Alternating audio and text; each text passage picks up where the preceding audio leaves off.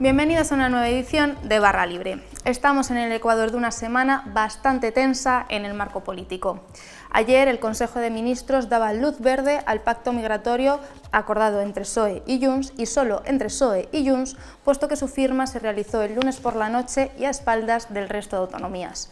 Su consecuencia, un reparto solidario fake en el que Cataluña recibirá menos menores inmigrantes no acompañados porque teóricamente ha hecho más esfuerzo de acogida. Por otro lado, sigue coleando el tema de gasto en defensa y esta semana hemos tenido un nuevo capítulo de la era Putin-Trump en el que tras 2 horas y media de conversación telefónica se acordó un alto al fuego energético y en infraestructuras. Y para analizar toda la actualidad tenemos con nosotros al director de Voz Populi, Manuel Marín, bienvenido. ¿Qué tal, Susana? ¿Qué tal? Y al otro lado tenemos a Joan Guirado, compañero de Política y de Nacional. Buenas tardes. Muchas gracias por estar aquí a los dos.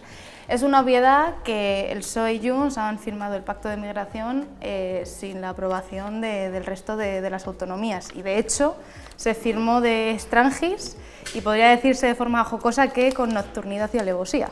¿Cómo ha podido suceder esto?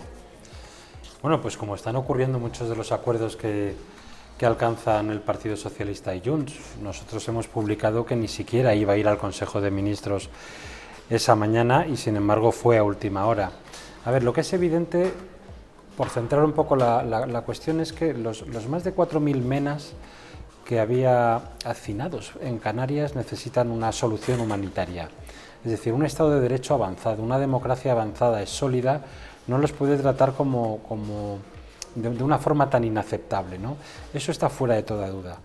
Ahora bien, no es el fondo de la cuestión, no es el reparto de menores no acompañados lo que está en cuestión, son las formas en que se ha producido. Políticamente lo anuncia Junts, lo anuncia un partido, no lo anuncia un estamento o una institución del Estado, y eso es muy significativo. Un huido de la justicia es quien decide cómo y cuándo tiene que funcionar un reparto de menores, cómo funciona la inmigración para las autonomías. Segundo, después se garantiza de que Cataluña tenga un máximo de 30 menores inmigrantes, cuando hay otras comunidades que pueden llegar a los 800. No sabemos cifras oficiales todavía. Eso no es igualdad, eso no es solidaridad, no es lo que recoge la Constitución. Tercero, el Gobierno está ocultando todavía ahora, más de 24 horas después de anunciarse el acuerdo, está ocultando las cifras deliberadamente. Y además el Gobierno no compromete de momento ni un solo euro, que es otra exigencia de las autonomías. Es aquello de yo invito y tú pagas, y es aquello de que sin coordinación con las autonomías, sin hablar con la oposición, sin hacer de la inmigración lo que tiene que ser una auténtica cuestión de Estado, lo que se impone es un trágala impuesto por Junts de la peor manera posible, enfrentando a las autonomías y generando una sensación de deterioro institucional muy importante en España. Sí, de hecho, yo diría que con nocturnidad, con alevosía, incluso con un punto de mala fe, ¿no? Ese concepto que tantas veces ha puesto sobre la mesa el presidente del gobierno. Hay una foto de ayer por la mañana de Míriam Nogueras, de Jordi Turull y de Albert Batet, de los 3 hombres fuertes de Puigdemont, sonrientes en un despacho del Congreso. Unas horas antes, a la 1 de la madrugada, se cerró ese acuerdo. Estuvieron cerrando los términos de espaldas, no solo unas autonomías que esa misma mañana se habían reunido con la ministra de Migraciones, con Elma Saiz, a las que la ministra les había dicho que todavía no tenía cifras ni criterios de reparto para entregarles cifras. Haremos un pequeño spoiler, pero leed mañana Voz Populi y verán que seguramente ni las conoceremos en sus términos globales. No solo no les da esas cifras, no solo no les dice no tengo esos criterios, sino que en paralelo, a media reunión, la consellera de Cataluña, Mónica Martínez Bravo, se levanta de la mesa y dice pierdo el AVE, reunión telemática. Eso de perder al AVE en una reunión telemática es curioso, y se marcha de la reunión. ¿Por qué? Porque en paralelo Félix Bolaños estaba negociando con Junts estos criterios, y además, y lo comentaba bien Manolo, lo anuncia Míriam Nogueras a las 12:15 del mediodía del martes, un cuarto de hora antes que compareciera en la mesa del Consejo de Ministros el responsable de Política Territorial, Ángel Víctor Torres, y cuando en ese preciso momento el presidente de Canarias, la comunidad más afectada, ni tan siquiera conocía los términos del acuerdo. Conocíamos lo que Junts había dicho por la mañana y que en el sur decían, bueno, eso de 700 lo dices tú. Bueno, no, es que lo dicen quien han firmado el acuerdo. De hecho, se habla ahora de un reparto solidario fake, porque obviamente beneficia a Cataluña. ¿Cómo va a afectar esto al resto de comunidades autónomas? A Cataluña y al País Vasco, ¿eh? No nos olvidemos. A mí yo llevo acuñado desde el principio de esto, no es reparto solidario fake, sino reparto solidario obligatorio y forzoso. Porque la solidaridad no es que te obliguen y te fuercen a hacer algo, la solidaridad es algo que, y lo ha comentado antes el director, en la situación en la que está Canarias, todos deberíamos ser solidarios con Canarias, pero recordemos que las fronteras es una cuestión del Estado, que llegan a Canarias estos menores no acompañados porque es el territorio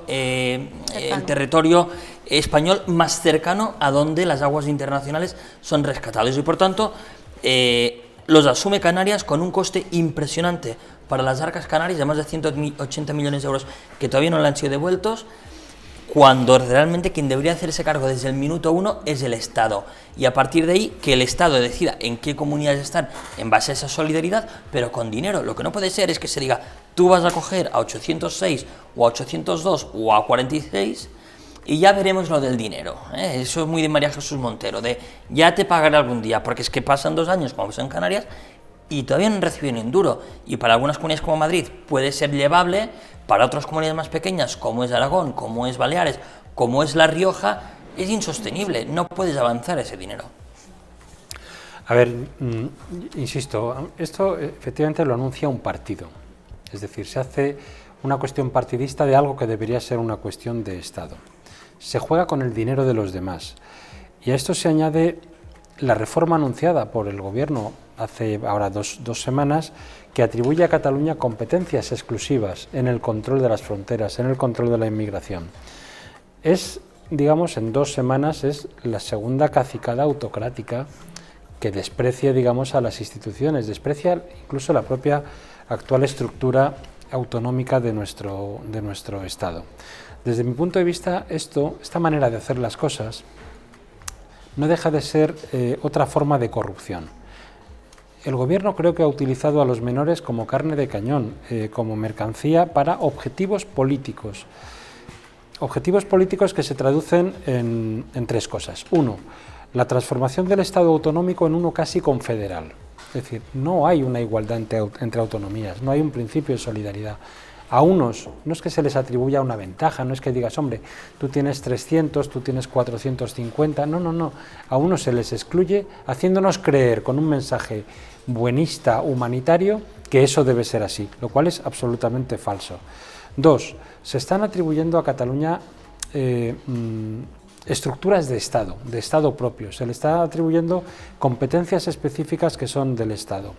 Y tercero, hay un hecho muy relevante, y es que esto añade otro eslabón más a la cadena de la fractura social. Quien no acepte un trágala, te lo ha dicho y es el discurso oficial del Gobierno, es un ultraderechista, racista y xenófobo. Quien lo acepte es alguien humanitario y quien no lo acepte es un racista. Creo que nada se hace en función de los intereses colectivos del Estado, sino de la supervivencia política de Sánchez por 7 votos. Y yo me hago una pregunta, habiendo escuchado hace unas horas al presidente de Castilla-La Mancha, García Page, o escuchando la posición que tiene el Ayuntamiento Socialista de Fuenlabrada aquí en Madrid, ¿son para Pedro Sánchez, para el Partido Socialista, García Page y el alcalde de Fuenlabrada son racistas, son xenófobos, son de extrema derecha? Porque claro, el discurso y el relato al Gobierno se le cae.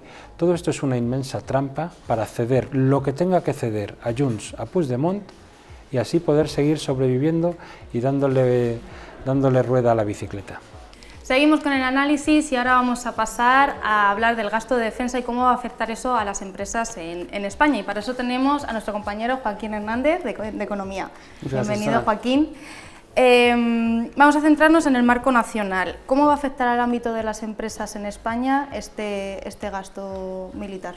Bueno, lo primero que hay que decir es que ya nos llevan ventaja en Europa. En concreto en Alemania, Rheinmetall lleva tiempo preparándose para absorber todo este manguerazo comunitario de inversiones que va a haber en defensa, y lo hizo de hecho con una operación de libro en España. Compró en el 23 a Expal por 1.200 millones de euros, que en su momento se vieron como una cantidad elevada, pero que hoy parecen una ganga. En Alemania ya están preparados para absorber este dinero, que no sé yo si en España lo está, porque en España hay empresas pero no son tan grandes, no tienen tanta capacidad. El gobierno lleva tiempo intentando formar una especie de campeón nacional alrededor de Indra, se han hecho movimientos. Aquí en Voz Populi contamos el año pasado la primera reunión de Indra con Santa Bárbara, con General Dynamics, la americana General Dynamics, para comprarle Santa Bárbara, un tema que está ahora de actualidad por la pugna por el control de esa empresa, que los americanos no quieren vender a cualquier precio, y el problema es que el gobierno es consciente de que hace falta una mayor consolidación en el mercado nacional, pero hace falta también dinero.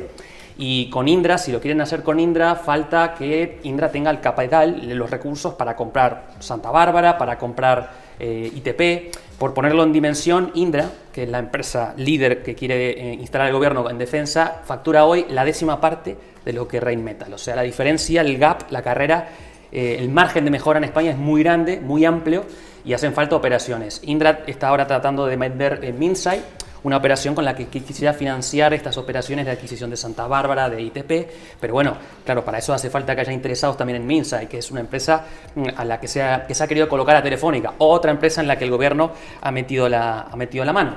En fin, que al final el gobierno es consciente, está haciendo movimientos, esto va a afectar a empresas, no hay muchas empresas, pero hace falta consolidarlas. Al final la industria de la defensa es muy importante, la consolidación, la unión, que haya una única línea de mando. Las sinergias además son también comunitarias incluso, o sea, Rheinmetall, por ejemplo, lo que decíamos antes, ha sacado mucho provecho de la compra de Expal, o sea, no tenemos que descartar tampoco nuevas uniones de empresas españolas con empresas de fuera de la Unión Europea, porque eso redundaría en el bien de la propia Unión Europea, que es al final lo que se pretende defender. Por eso hay varias vías por las que puede impactar en empresas, tanto en la línea de consolidación alrededor de Indra como campeón nacional, como también en la línea de tanto inversores españoles en España y otras empresas, como en la línea de empresas europeas que vengan a comprar empresas españolas con las que potenciar su negocio. Igual lo facilita más. Sí, Joaquín es un gran experto en todo esto y tampoco voy yo a profundizar en la cuestión empresarial. Como norma general, quiero decir, el gasto y la inversión en defensa, con este asunto España se debate entre el cinismo y las verdades a medias. El discurso público está basado en auténticas falacias sobre nuestra defensa y nuestra seguridad. Políticamente, ahora mismo, el gobierno está absolutamente forzado a asumir que todos esos discursos buenistas, bien intencionados, en los que el ejército es una especie de ONG que tiene que llevar tiritas, mantas y ambulancias a los escenarios de guerra, todo eso se ha terminado, todo eso es una inmensa falsedad.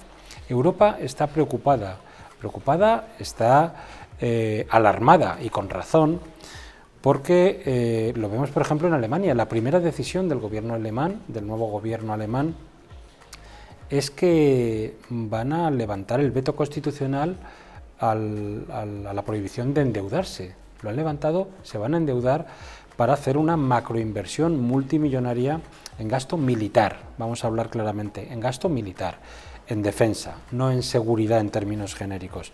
Alemania se va a preparar porque somos plenamente conscientes, todos, de que el proyecto de Putin es un proyecto absolutamente imperialista, absolutamente anexionista y quiere a Europa bajo su control, energético, político, alimentario, de todo tipo, e incluso en el terreno, en el ámbito de la propia soberanía de los países. Lo estamos viendo con Ucrania.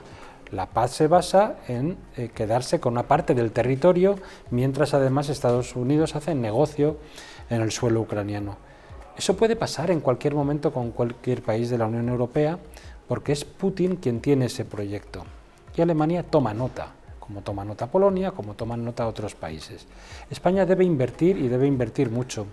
Por eso la perspectiva a la que se refería Joaquín de nuestras empresas especializadas en defensa y en temas de seguridad es muy relevante.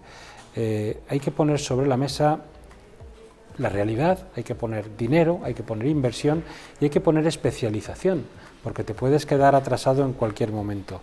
Lo que no hay que poner sobre la mesa son falsos discursos y eufemismos como eso tan usado por la izquierda del enfoque 360, en virtud del cual toda la política que debería ser de defensa, gasto militar, se oculta bajo ese giro que hay en torno a la lucha por el medio ambiente y el cambio climático, la inmigración y la seguridad.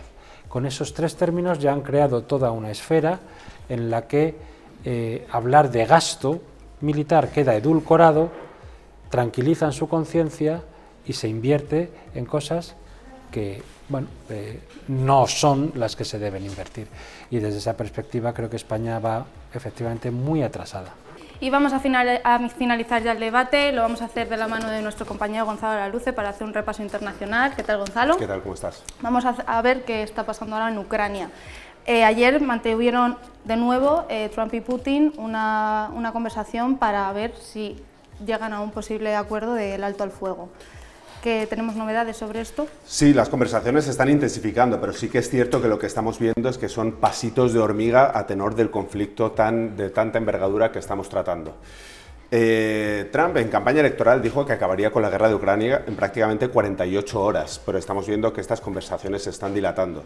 Yo recomiendo a los espectadores de Voz Populi que sigan leyendo el periódico porque les vamos a contar novedades al respecto y bueno, vamos a analizar cómo Putin está planteando esto desde el punto de vista de una negociación de desgaste, que es un término que en esferas diplomáticas se emplea ante aquellas personas que no tienen nada que perder en una negociación.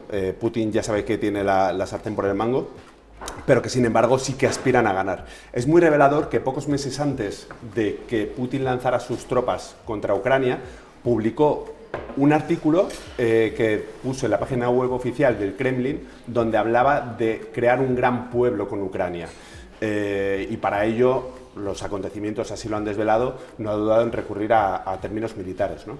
Entonces, está planteando esta campaña de desgaste en la cual tiene muy claro que quiere obtener tanto cuestiones territoriales como cuestiones estratégicas. Las cuestiones territoriales ya las ha planteado, específicamente cuáles quiere de Ucrania, y estratégicas, pues ya sabemos todos que exige que no entre Ucrania en la OTAN, que no haya despliegue de la OTAN cerca de la frontera de Rusia, especialmente en Ucrania, y luego también temas económicos y estratégicos. A partir de aquí, ¿qué nos estamos encontrando? Pues sí, estamos viendo avances, pero son muy frágiles de momento. Trump alcanzó un acuerdo de mínimos con Putin que saltó por los aires la última madrugada a tenor de los últimos enfrentamientos, de los lanzamientos de cohetes y de ataques que se han producido. Entonces, pues parece que estamos caminando sobre un pequeño suelo de hielo que se va resquebrajando en cada paso. Vamos a ver hasta dónde nos lleva. Pero bueno, el optimismo que están lanzando algunas partes, yo creo que Putin no lo tiene tanto de su parte, porque él está centrado en esa negociación de desgaste. Pues hasta aquí toda la actualidad de la semana. Muchísimas gracias, Gonzalo, por estar con nosotros. Muchísimas gracias, Manuel Marín. Un placer contar con los dos. Y a ustedes les esperamos en la próxima edición de Barra Libre y les invitamos a que sigan la información de Voz Populi en las redes y en nuestra web. Gracias por seguirnos desde sus pantallas.